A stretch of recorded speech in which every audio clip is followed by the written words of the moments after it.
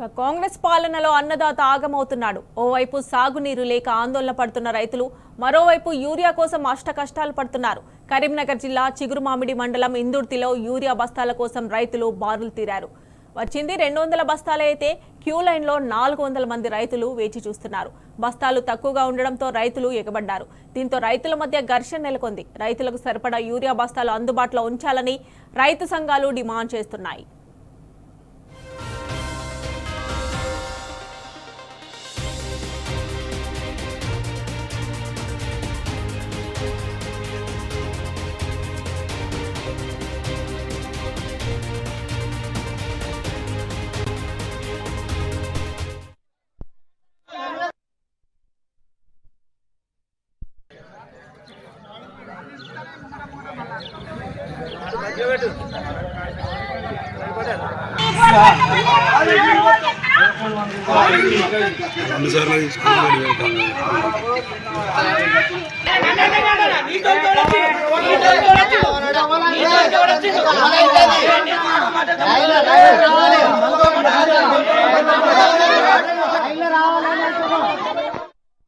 ఇదే అంశానికి సంబంధించి మరిన్ని డీటెయిల్స్ మా ప్రతినిధి వేణు అందిస్తారు. వేణు, చెప్పండి, కరీంనగర్ జిల్లాలో రైతులు యూరియా కోసం అష్ట కష్టాలు పడుతున్న పరిస్థితి. 200 బస్తాల యూరియా ఉంటే 400 మంది రైతులు అక్కడ వేచి చూస్తున్న పరిస్థితి. ఈ మధ్య రైతులకు మధ్య ఘర్షణ కూడా జరుగుతుందని చెప్పేసి రైతులు వాపోతున్నారు. డీటెయిల్స్ ఏంటి? Mamata, good morning. అంటే ఈ కరీంనగర్ జిల్లాలో గత వారం 10 రోజుల నుంచి కూడా ఎక్కడ చూసినా కూడా రైతులు చాలా ఇబ్బందులు పడుతున్న పరిస్థితి అయితే మనకు స్పష్టంగా కనిపిస్తుంది.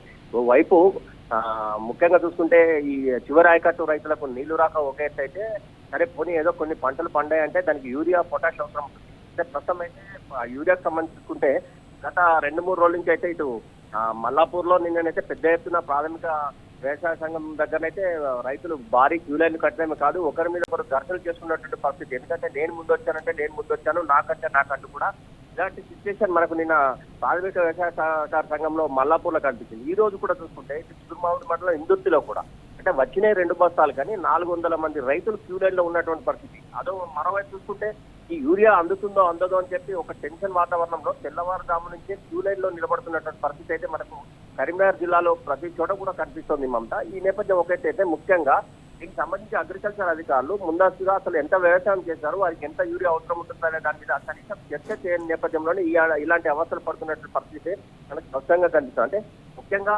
యూరియాకు సంబంధించి ఎన్ని ఎకరాలు వచ్చారు, ప్రభుత్వ నిర్లక్ష్యం అనుకోవచ్చా రైతులకు సంబంధించి?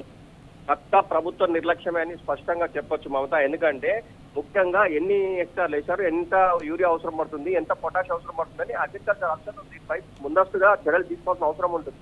అంటే ఏ ఏరియాలో ఎంతైతే వేశారో వ్యవసాయం దానికి అనుగుణంగా యూరియా బస్తాలు కూడా అందించాలి.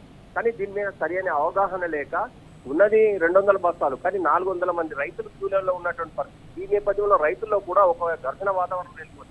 ముఖ్యంగా అంటే నాకు ముందంటూ కూడా వారిలో వాళ్ళు ఘర్షణ పడుతున్నటువంటి పరిస్థితి. తెల్లవారుజామునే వచ్చి క్యూలలో ఉంటున్నటువంటి పరిస్థితి మనకు ప్రతి చోట కూడా కనిపిస్తుంది. అంటే రైతు సంఘాల నాయకులు కూడా ఏం చెప్తున్నారంటే ఈ ప్రభుత్వం నిర్లక్ష్యం, ప్రభుత్వం తప్పకుండా దీనికి సంబంధించినటువంటి యూరియా బస్తాలను ముందస్తుగా ఉంచాల్సిన అవసరం ఉంది. రైతులు తమ పనులు వదిలిపెట్టుకుని తెల్లవారుజాము నుంచి క్యూ లైన్ లో ఉండాల్సిన పరిస్థితి ఎందుకు వస్తుందని చెప్పి రైతు సంఘాలు కూడా ఆగ్రహం వ్యక్తం చేస్తున్న పరిస్థితి అయితే మన కరీంనగర్ జిల్లాలో కనిపిస్తోంది మమత. ఏదేమైనా కానీ ఇప్పటికైనా ప్రభుత్వం దీనిపై స్పందించాల్సిన అవసరం ఉంది. యూరియా బస్తాలు త్వరితగతిన ప్రతి చోట కూడా ఇవ్వాల్సిన అవసరం అయితే ఎంత ఉంది. లేకుంటే మాత్రం రైతాంగం కొత్త దశలో ఉన్నటువంటి ఈ పరిస్థితిలో యూరియా చల్లకపోతే అది కూడా నష్టపోయే అవకాశం అయితే స్పష్టంగా కనిపిస్తుంది చెప్పొచ్చు.